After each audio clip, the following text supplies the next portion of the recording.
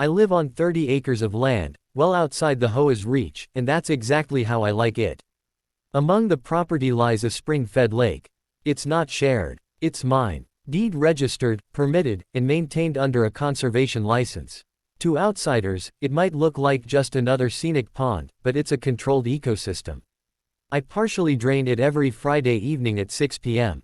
Not for fun, to clear sediment, regulate temperature, and protect the endangered trout and freshwater shrimp I breed under state permit.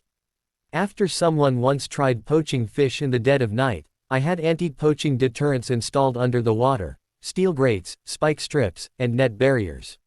Hidden but sharp, they were designed to rip through any illegal nets or anchor lines. Since then, peace. Until the WA decided they owned my lake.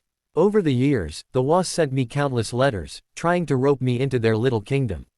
I declined. They escalated. One even claimed I owed dues because my mailbox was in their visual easement.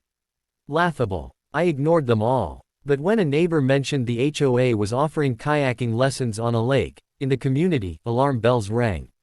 Then came the flyer, taped to my gatepost, advertising a weekend retreat hosted by the WA board, complete with boating and refreshments at the community lake. There is no community lake. There's just my lake. I run tight security, electronic gates, surveillance, even a drone motion sensor hidden in a decorative gnome near the dock. That Friday, while I was away at a work conference, the sensor pinged me, movement at the dock. 7 people, folding chairs, coolers, a speaker, and a trailer full of paddleboats. Leading the charge was Charles Denton, WA president and self-declared neighborhood emperor. They set up like they owned the place. Taped fake signs reading, Community Lake, private event. Charles strutted like it was his coronation. I didn't call anyone. I didn't yell. I watched. At 6 p.m., the lake's drainage cycle activated. As planned. Slowly, subtly, the water began to fall. 2 feet per hour. Just enough that you wouldn't notice at first. Paddleboats are light. They float high. But underneath, the steel deterrents were rising. By 6:30, one of the pontoons tapped a submerged grate. A loud metallic thunk. The laughter paused, then resumed. Someone joked about logs. But another scrape. Then a splash. Charles fell in, arms flailing, soaked in lake muck. The gnome cam caught everything, including their reactions when the jagged steel spike arrays broke the surface.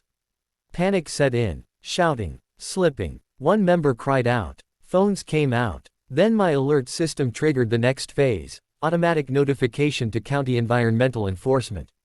You see, interfering with a registered conservation body of water is a felony in this state. Add unauthorized entry and property damage, and you've got a law enforcement buffet. Deputies arrived within minutes, joined by a game warden. Charles tried to argue it was a community event. The warden shut it down in seconds. You don't make law by showing up in paddleboats, he said. The officers reviewed surveillance, gate logs, and drone footage. The printed flyers left behind. Self-incrimination. Citations were issued for environmental disruption and unauthorized use. Charles got hit with potential felony charges. Everyone else got processed, ID'd, and photographed. By nightfall, the story had leaked. Literally. A reporter caught wind.